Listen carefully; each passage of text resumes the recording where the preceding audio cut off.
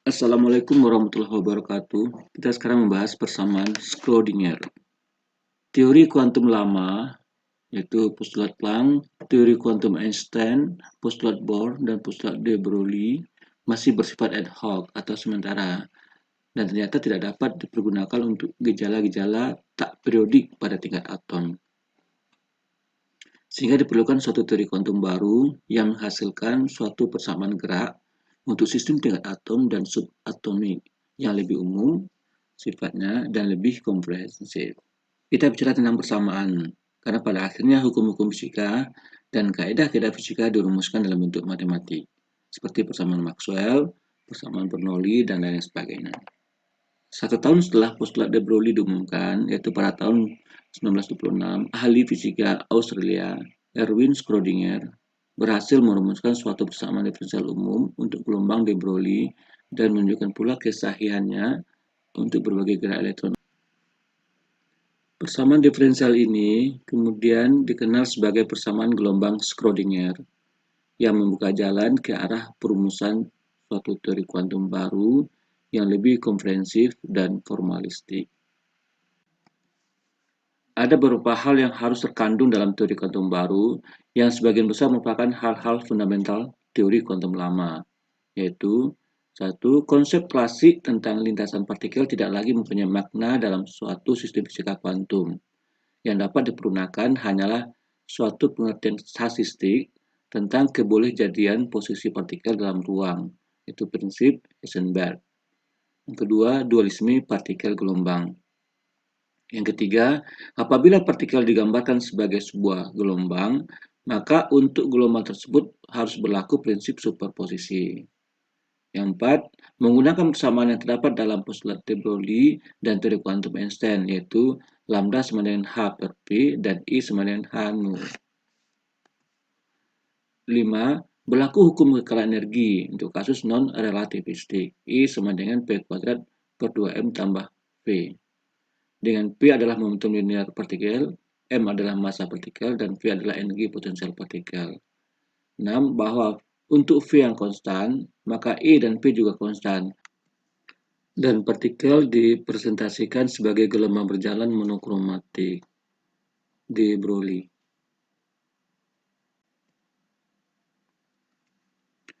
Contoh persamaan gerak gelombang dalam materi atau zat atau ruang hampa, misalnya penjalanan gelombang akustik dalam ruang do kuadrat U do T kuadrat sama dengan alfa nabla kuadrat U. Getaran transversal suatu keping sangat tipis do kuadrat U do T kuadrat sama dengan min alfa do pangkat 4 do Z pangkat 4 tambah 2 do pangkat 4 U do X kuadrat do Y kuadrat tambah do pangkat 4 U do Y pangkat 4. Penjelasan kalau dalam zat perantara do U do T sama dengan gamma do kuadrat U do X kuadrat. Solusi-solusi persamaan di atas sudah sangat dikuasai pada tahun 1920-an itu. Tetapi K dan omega dikaitkan dengan teori Einstein dan postulat de Broglie. I sama dengan H coret omega dan lambda sama dengan H per Px, bukan H coret tapi H per Px. Sehingga I sama dengan Px kuadrat per 2M dan H coret omega sama dengan Px kuadrat per 2M atau omega sama dengan Px kuadrat per 2MH. MH coret. Dan K sama dengan 2P per lambda, itu berarti lambda sama dengan H per Px atau K sama dengan Px per H coret. Saya dapat dari sini ya, mengerti lambdanya dengan H per Px. Gelombang materi elektron dapat dituliskan C sama dengan I ini K-nya Px per H coret dan dikurang omeganya ini Px kuadrat per 2M H coret T. Dengan Px adalah momentum linear elektron dan M adalah massa elektron. Andaikan bentuk persamaan diferensialnya adalah do kuadrat psi do T kuadrat sama dengan alfa do kuadrat psi do X kuadrat. Dengan mensubstitusi fungsi gelombang sebelumnya, maka akan diperoleh alfa sama dengan Px kuadrat per 4M kuadrat. Sehingga persamaan akhirnya berbentuk do kuadrat psi do t kuadrat sama dengan px kuadrat per 4m kuadrat do kuadrat psi do x kuadrat. Nah, perhatikan, ini bagian sini, ini berarti alfanya. Ya, perhatikan bahwa sini alfanya itu, ternyata alfanya masih mengandung variabel dinamik, yaitu px. Maka persamaan ini tidak dipilih. Jadi persamaan tidak dipilih karena alfa ini bukan konstanta. Yang diharapkan adalah alfa ini adalah sebuah konstanta. Nah, nilai alfa segini diperoleh dari persamaan seperti ini. Kita tahu bahwa psi-nya adalah I pangkat I kx min omega t, maka do kuadrat psi do x kuadrat adalah min k kuadrat I kx min omega t. Sebaliknya, do kuadrat psi do t kuadrat tentu min omega kuadrat I kx min omega t. Maka persamaan ini do kuadrat psi do t kuadrat sama dengan alfa do kuadrat psi do x kuadrat. Itu berarti k kuadrat ini sama dengan omega kuadrat. Artinya alfa kita adalah k kuadrat per omega kuadrat atau ps kuadrat per 4m kuadrat. Oleh karena itu dicari alternatif lain. Di antaranya persamaan diferensial berbentuk do psi do t sama dengan gamma do kuadrat psi do x kuadrat. Dengan mensubstitusi fungsi gelombang sebelumnya, maka akan kita peroleh, sebagaimana langkah sebelumnya, kita peroleh gamma kita adalah I h per 2m. Sehingga persamaan akhirnya berbentuk do psi do t sama dengan I h per 2m do kuadrat psi do x kuadrat. Dengan solusi, jadi ini sudah konstan sesuai dengan harapan kita, tidak lagi mengandung variabel dinamik. Nah, solusi persamaan diferensial ini adalah psi sama dengan I px per h coret x dikurang p kuadrat x per 2m h coret t. Perhatikan, ini berarti daerah sini adalah k-nya, ini berarti adalah omega-nya. Nah, dalam bentuk 3 dimensi, persamaan gerak gelombang tersebut dapat dituliskan dalam bentuk do psi do t I h coret per 2m nabla kuadrat psi. Ya, ini nabla kuadrat ini menggambarkan do kuadrat x, do kuadrat do x kuadrat tambah do kuadrat do y kuadrat tambah do kuadrat do z kuadrat. Atau bentuk lainnya, kita kalikan semua persamaan, kedua persamaan kiri kanan dengan I h coret, maka hasil seperti ini, ya ini hasilnya adalah I h coret do t psi, ini menjadi min h kuadrat per 2m nabla kuadrat psi. Persamaan gerak klasik untuk suatu partikel bergerak dalam ruang 3 dimensi tanpa potensial adalah I sama dengan P kuadrat per 2M.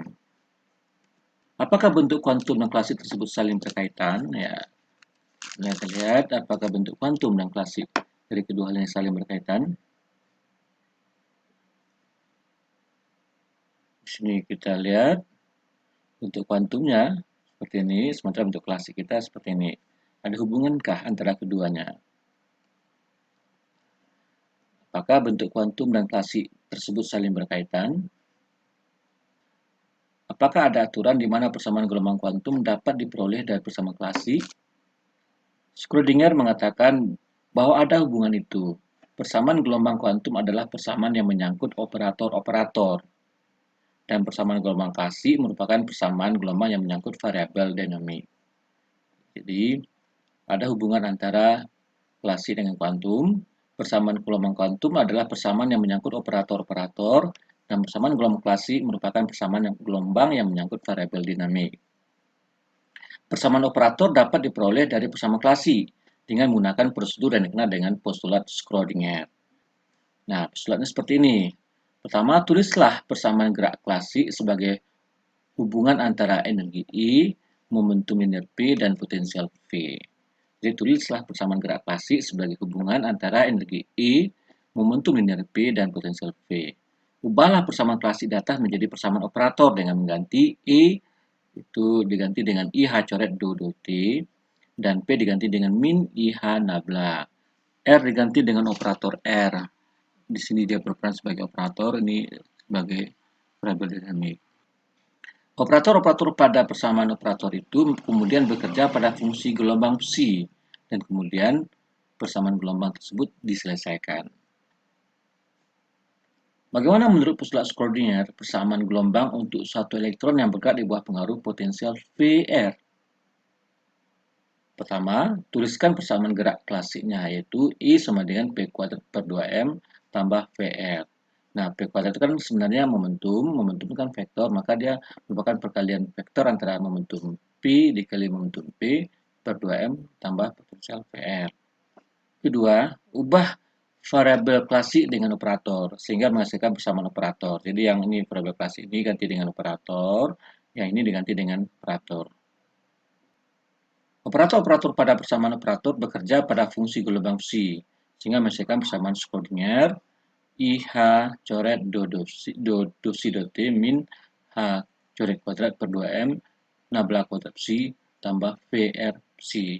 Jadi ini awalnya adalah sebuah variabel dinamik, sekarang semua sudah jadi operator. Jadi di sini VR itu adalah bukan variabel dinamik, VR itu adalah operator yang dia bekerja pada psi. Kalau di klasik, VR adalah variabel dinamik. Nah, ini operator untuk P kuadrat, itu P dot P. Kita tahu bahwa P kita ini, P operatornya adalah IH coret nabla. Jadi ini operator P kuadrat atau P dot P.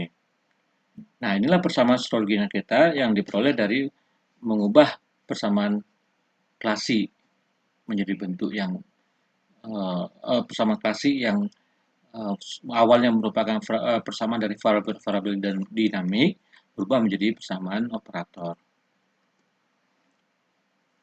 Apa yang telah diperoleh perlu diuji lagi terhadap persyaratan teori kuantum baru. Pertama, dualisme partikel dan gelombang dipenuhi karena persamaan gerak partikel merupakan persamaan gelombang. Kedua, operator-operator yang terdapat dalam persamaan gelombang merupakan operator-operator linier sehingga prinsip superposisi gelombang terpenuhi. Nanti kita lihat apa itu definisi operator linier. Dalam pembentukan psi, menggunakan persamaan yang terdapat dalam postulat de Broglie dan teori kuantum Einstein. Hukum kekekalan energi mendasari persamaan yang diperoleh. Untuk partikel yang bergerak dalam ruang tanpa medan potensial, gelombang psi adalah gelombang berjalan yang monokromatik. Persoalan tentang kebolehjadian kedudukan atau posisi partikel dalam ruang akan dibahas selanjutnya. Untuk lebih mengerti makna fungsi gelombang psi, kita perhatikan perambatan gelombang terpisah pada tali, yaitu do kuadrat psi do t kuadrat sama dengan tau 0 per rho 0 do kuadrat psi do x kuadrat. Dengan tau 0 adalah tegangan tali dan rho 0 adalah massa tali persatuan panjang.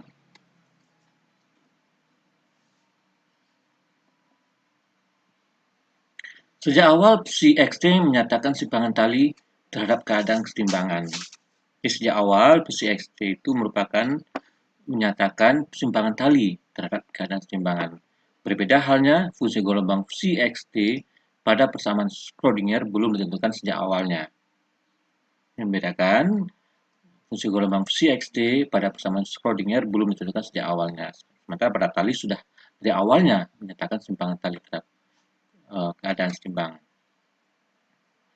Bentuknya yang kompleks membuat makin sukar untuk diinterpretasikan. Kata bacaannya,